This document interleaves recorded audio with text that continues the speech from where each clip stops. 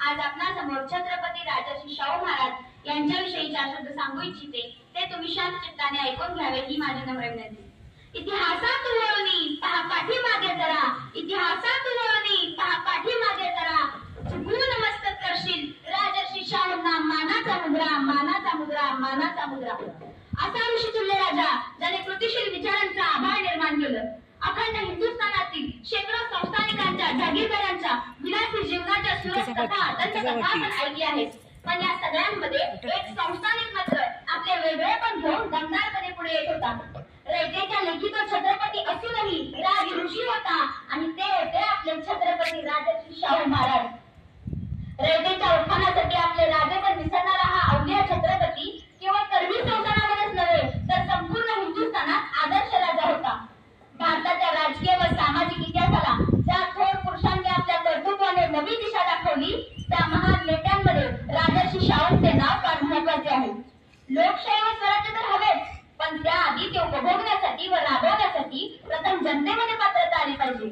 म्हणूनच राजर्षी शाहू महाराजांनी रयतेच्या सर्वांगीण विकासाची स्वप्ने पाहून ती स्वप्ने वास्तवात आणून एका शाश्वत विकासाचं मॉडेल जगासमोर आणलं. राजर्षी शाहू महाराजांचा जन्म कागलच्या घाटगे घराण्यात 26 जून 1874 साली झाला. राजर्षी शाहू महाराज व त्यांचे महान कार्य आपल्याला ज्ञात आहेच. अगदी गल्लीपासून ते दिल्लीपर्यंत त्यांचे पुतळे आहेत. अहो एवढेच काय तर त्यांचे नाव घेतल्याशिवाय आपल्या नेत्यांच्या भाषणाला सुरुवात होत नाही. त्यांच्या नावाचा कल्लोळ केल्याशिवाय आपल्या राजकारण्यांना त्यांचा विषय पुढे रेटता येत नाही.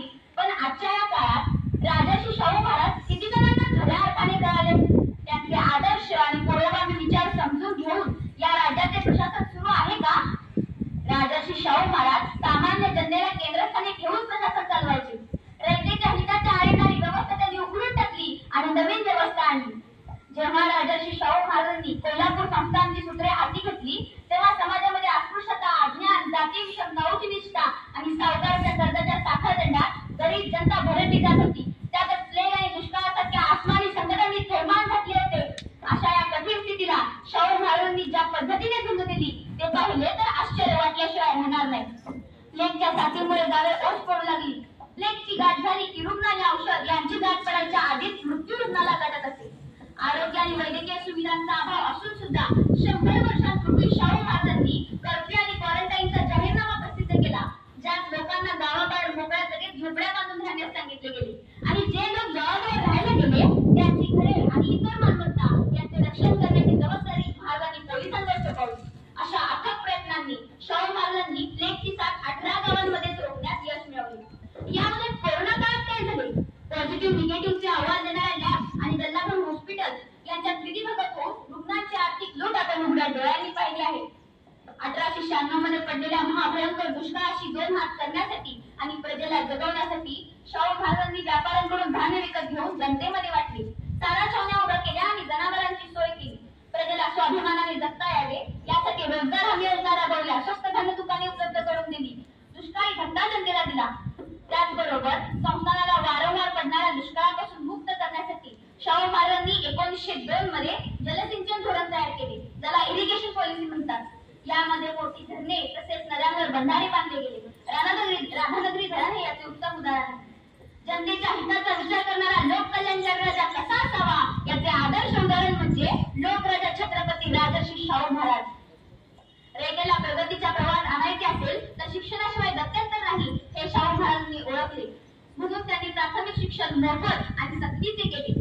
समाजातील सर्व स्तरातील लोकांना शिक्षण घेता यावे यासाठी शाळा स्थापनेबरोबरच बहुजन समाजासाठी वसतिगृहे स्थापन केली. मुलींच्या शिक्षणासाठी प्रोत्साहन दिले.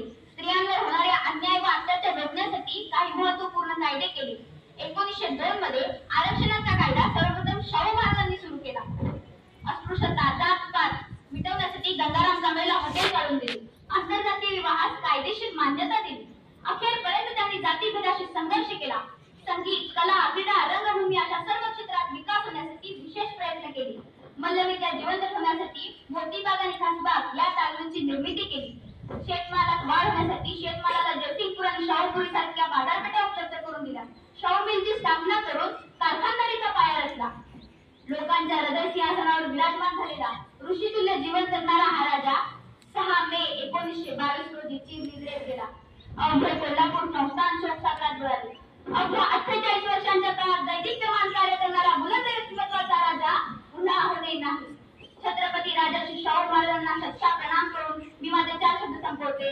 जय हिंद, जय भारत.